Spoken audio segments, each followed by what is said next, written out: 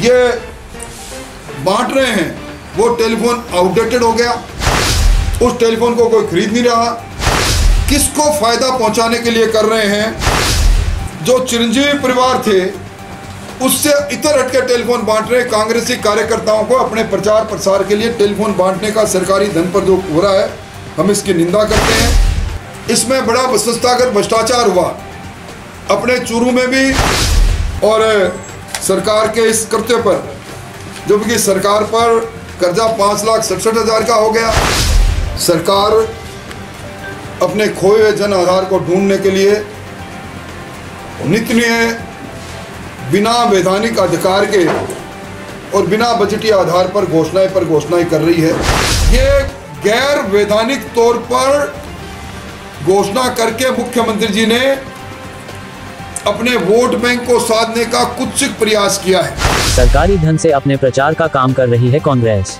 Press वार्ता में बोले नेता प्रतिपक्ष राजेंद्र राठौड़। जिला मुख्यालय पर गुरुवार को विधायक निवास स्थित कार्यालय में पत्रकारों से रूबरू होते हुए राजस्थान विधानसभा में नेता प्रतिपक्ष राजेंद्र राठौड़ ने कहा कि सरकारी धन को अपने प्रचार के कार्य में लगाकर मुख्यमंत्री अपना खोया हुआ जन आधार ढूंढ रहे हैं। उन्होंने कहा कि 4.5 साल सरकार सोती रही, अब चिरनिद्रा से सरकार जागी है और मुख्यमंत्री घोषणा पर घोषणा किए जा रहे हैं, जबकि उन्हें ये भी नहीं पता है कि इतना बजट भी नहीं है कि इन्हें पूरा किया जा सके। आपका प्रेस वार्ता में स्वागत। राजस्थान के अंदर आचार संहिता विधानसभा से लगभग 1.25 महीने दूर है। सरकार अपने खोए हुए जन आधार को ढूंढने के लिए नित्य बिना वैधानिक अधिकार के और बिना बजटीय आधार पर घोषणाएं कर रही है।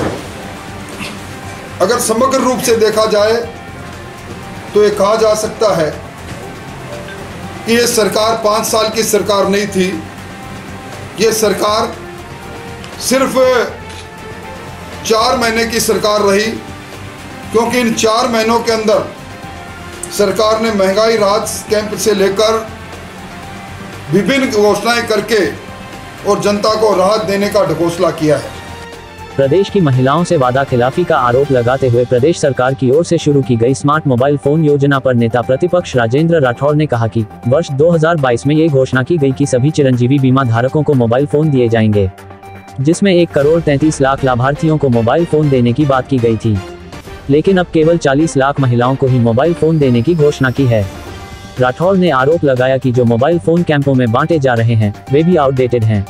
आज जो पिछले वर्ष बजट की घोषणा हुई थी उसमें चिरंजीवी परिवार की महिलाओं को मोबाइल फोन, यानी आज से लगभग 18 महीने पहले बजट के अंदर मुख्यमंत्री जी फरमाते हैं हम हमारे चिरंजीवी परिवार की महिलाओं को मोबाइल फोन देंगे। वो घोषणा जो स्वतः ही 1 अप्रैल 2022 को लागू हो जानी चाहिए थी, आज 2022 के बाद 2023 निकल गया और 23 के बाद आज अगस्त का महीने के अंदर आज उसका शुभारंभ मुख्यमंत्री जी कर रहे हैं। 1,33,00,000 में से अब 40 लाख बहनों को उपहार में टेलीफोन बांटने के का काम अभी इसी वक्त जिस समय मैं आपसे बात कर रहा हूँ कर रहे हैं। सरकार ने बजटीय प्रावधान नहीं किया। पिछले वर्ष बजटीय प्रावधान किया था 2,500 करोड़ का, और बिना बजट के मुख्यमंत्री जी कर रहे हैं। और विशेष बात है कि ये इसमें पैसा टेलीफोन के वॉलेट से ट्रांसफर हो रहा है, यानी उसी महिला को टेलीफोन मिलेगा जिसके पास पहले से टेलीफोन है, उसके वॉलेट में पैसा ट्रांसफर करेंगे, फिर वो अंदर जाएगी। अंदर जाके मुख्यमंत्री जी ने जो सजा रखा है, एक Samsung A3 core Galaxy phone है, उसमें स्पेसिफिकेशन आउटडेटेड हो गए, आज उनका उपयोग भी कोई नहीं करता, और आज उसमें अपना डेटा डालकर, अपनी 16 फोटोएं डालकर मुख्यमंत्री जी सरकारी धन पर अपना प्रचार कर रहे हैं। पिछली सरकार के समय में भामाशाह कार्ड पर वसुंधरा जी की फ़ोटो आ गई थी, बड़ा ऐतराज़ किया था मुख्यमंत्री जी ने अपने पहले भाषण में सदन में, और ये कहा था कि इससे 300 करोड़ रुपए का जाया कर दिया। और आपको ये नहीं करना चाहिए, फिजूल खर्ची है। अब मुख्यमंत्री जी वही काम कर रहे हैं और इसमें एक तरह से ये संस्थागत भ्रष्टाचार है। जो टेलीफोन ये बांट रहे हैं वो टेलीफोन आउटडेटेड हो गया, उस टेलीफोन को कोई खरीद नहीं रहा, किसको फ़ायदा पहुंचाने के लिए कर रहे हैं।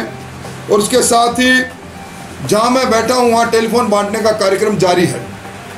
अब आप देखेंगे वार्ड नंबर 50 4 टेलीफोन बटेंगे, वार्ड नंबर 52 1 टेलीफोन बटेगा, वार्ड नंबर 53 2 टेलीफोन बटेंगे, वार्ड नंबर 55 2 टेलीफोन बटेंगे, वार्ड नंबर 56 में 3, वार्ड नंबर 57 में 4, वार्ड नंबर 58 में 2, वार्ड नंबर 59 में 4 और वार्ड नंबर 60 में 10 शिक्षित वार्ड है। और वहीं कुछ वार्ड ऐसे हैं जहां वार्ड नंबर 2 में 92 टेलीफोन बट रहे हैं, वार्ड नंबर 8 में 81 बट रहे हैं, वार्ड नंबर 9 में 97 बट रहे हैं, वार्ड नंबर 10 में 81 बट रहे हैं।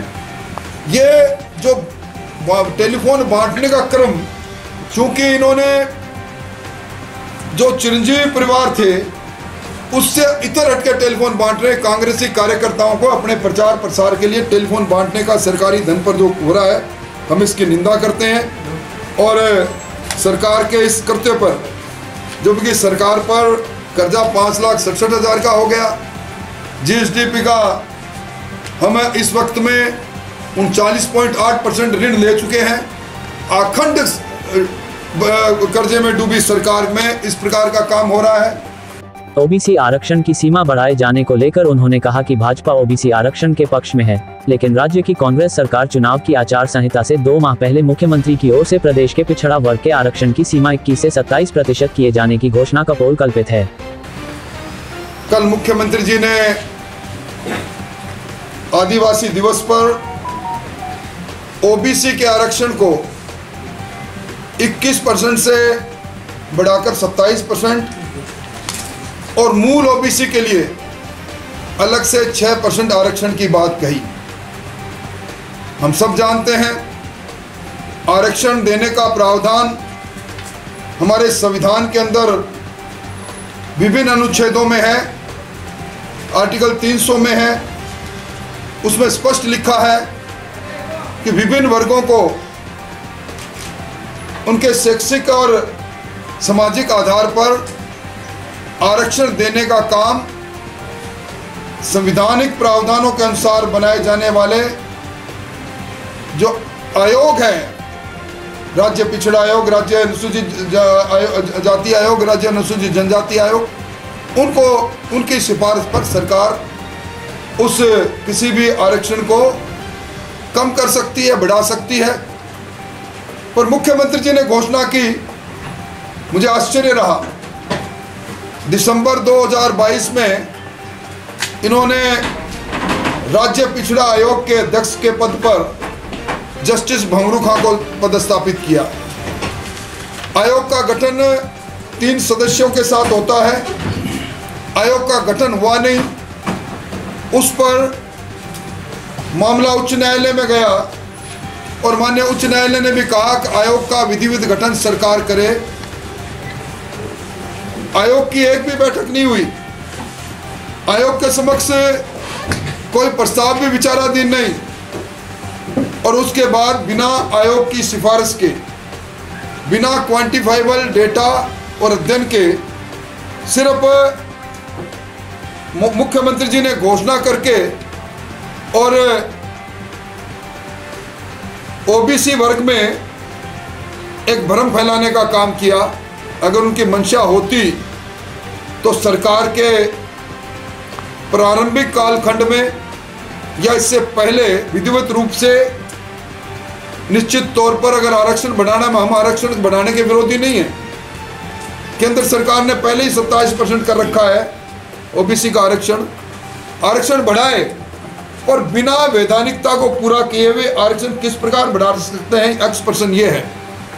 उन्होंने मूल ओबीसी की बात कही। आज राजस्थान में मूल ओबीसी वर्गीकृत ही नहीं है। जब तक राष्ट्रीय आयोग जो रोहिणी आयोग के नाम से है उसकी सिफारिशें नहीं आ जाती, तब तक कौन मूल ओबीसी में है, कौन ओबीसी में पिछड़ा है, कोई अगड़ा है, इसके बारे में कई वर्गीकरण नहीं। कुल मिला के ये गैर वैधानिक तौर पर घोषणा करके मुख्यमंत्री जी ने अपने वोट बैंक को साधने का कुत्सित प्रयास किया है। और इसके साथ ही कल राहुल गांधी जी के हाथ से अन्नपूर्णा फूड पैकेट जारी करवाया गया आदिवासी दिवस पर। अन्नपूर्णा फूड पैकेट वहां जारी कर दिया, ये बजट की घोषणा थी, 1 अप्रैल से सरकार लागू करती, परंतु अब तक ये किसी जिले में वितरण कार्य प्रारंभ नहीं हुआ, क्योंकि इसमें बड़ा संस्थागत भ्रष्टाचार हुआ। अपने चूरू में भी एक कंपनी जिसके पास 50 करोड़ का अनुभव हो सरकारी पोषाहार बांटने का, उसकी एलिजिबिलिटी रखी। उस कारण से हुआ कि सिर्फ पूरे राजस्थान में एक राणावत कंपनी है, उसके अलावा दूसरी कोई कंपनी नहीं। उसने उस कंपनी को काम देने के लिए इस प्रकार का टेलर मेड इन्होंने निविदाएं आमंत्रित की, और जो सहकारी विभाग को ये पैसा ट्रांसफर किया इन्होंने। सप्लाई विभाग जो रसद विभाग है उसके हमारे खाद्य रसद विक्रेता से बंटवाना चाहते हैं, जो जिन्होंने विक्रय बांटने से मना कर दिया, उनके कमीशन का कोई कमीशन पर सरकार से कुछ मांगे हैं। तो आज की तारीख में आदिवासियों में जाकर अन्नपूर्णा किट के नाम पर वोट ढूंढना, महिलाओं में 1 करोड़ 33 लाख की बजाय बहनें कम हो गई, क्या कारण है? मैं मुख्यमंत्री जी से सवाल करना चाहता हूं कि ये जो 95,000 बहनें थी, ये बहनें नहीं रही आपकी। ये सैमसंग का टेलीफोन ही क्यों? ये उन्हीं महिलाओं को टेलीफोन को जिनको पहले टेलीफोन जिनके हाथ में वेलवेट में पैसा ट्रांसफर उसको कर रहे हैं। तो ये खोए जन आधार पर इस प्रकार का काम कर रहे हैं। मुख्यमंत्री जी को करना चाहिए था, महंगाई में राहत देना चाहिए था। तो आज हम सर्वाधिक वेट वसूल कर रहे हैं। पेट्रोल पर 31.4% और डीजल पर 19.30%, इसको कम करते हैं मुख्यमंत्री जी। इसलिए आज जिस प्रकार का आपाधापी का वातावरण है और मुख्यमंत्री जी हमसे सवाल करते हैं कि भारतीय जनता पार्टी में मुख्यमंत्री जी का चेहरा कौन, मैं उन्हीं से सवाल करता हूं कि आप ये कहते हो कि कुर्सी मुझे छोड़ नहीं रही है, तो क्या ये कुर्सी का स्थायीकरण आपके उन आला कमान के नेताओं ने, जिन्होंने कहा कि भारतीय कांग्रेस पार्टी इस बार बिना किसी नेतृत्व के फैसले से लड़ेगी, ये दोहरी बातें क्यों? ये सवाल मैं उन्हीं से करना चाहता हूं।